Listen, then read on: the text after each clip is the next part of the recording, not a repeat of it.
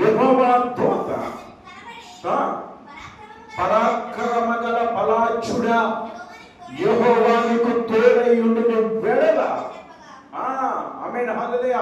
ఇక్కడ పిరికివాడైన ఇక్కడ గిర్జులతో దేవుడు మాట్లాడుతున్నాడు. పరాక్రమగల బలాఢ్యుడా. ఆమేన్. బలహీనులతో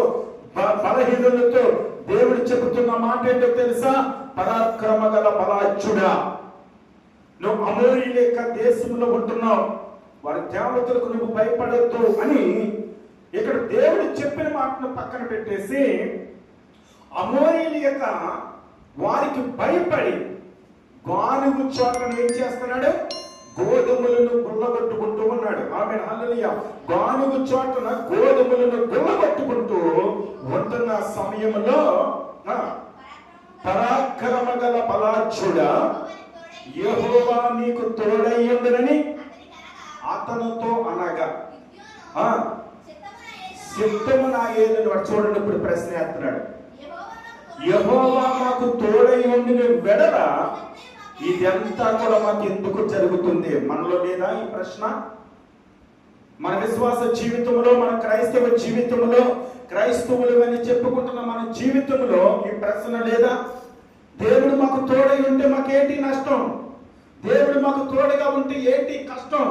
దేవుడు మాకు తోడుగా ఉంటే ఏంటి నింద? దేవుడు మాకు తోడుగా ఉంటే ఏంటి మాకు అవమానం అని మనం అడగట్లేదా? అంటాం ప్రేమ అంటాం. అయితే దేవుడు మొదట ఏం చెప్పాడో దాన్ని మర్చిపోతాం. దేవుడు దేని మీద నిలబడమంటున్నాడో దాన్ని మర్చిపోతాం. అదే చెప్పాడు, మీరు అమోరీయుల యొక్క దేశంలో మీరు నివసిస్తున్నారు కనుక వారి దేవతలకు మీరు భయపడద్దు. ఇక్కడ భయపడి మిచ్చేనునికి భయపడి ఏం చేశాడో తెలుసా?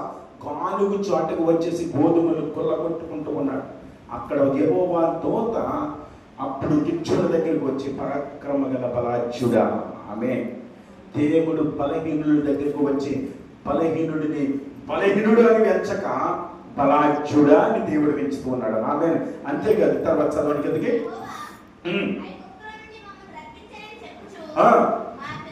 మా పితరులు మాకు వివరించిన ఆయన అద్భుత కార్యములన్నీ కూడా ఏం ఆయను అని అడుగుతున్నాడు ఇక్కడ. ఆమె మా పితరులయ్యా, యెహోవా ఐగుప్తు దేశము నుండి బానిసత్వంలో ఉంటున్న మా బ్రతుకులను ఇక్కడ దాకా తీసుకువచ్చాడు యెహోవా అని మా పితరులు మాకు చెప్పాడు.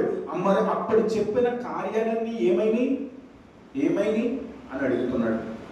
అడిగిన తర్వాత చిన్న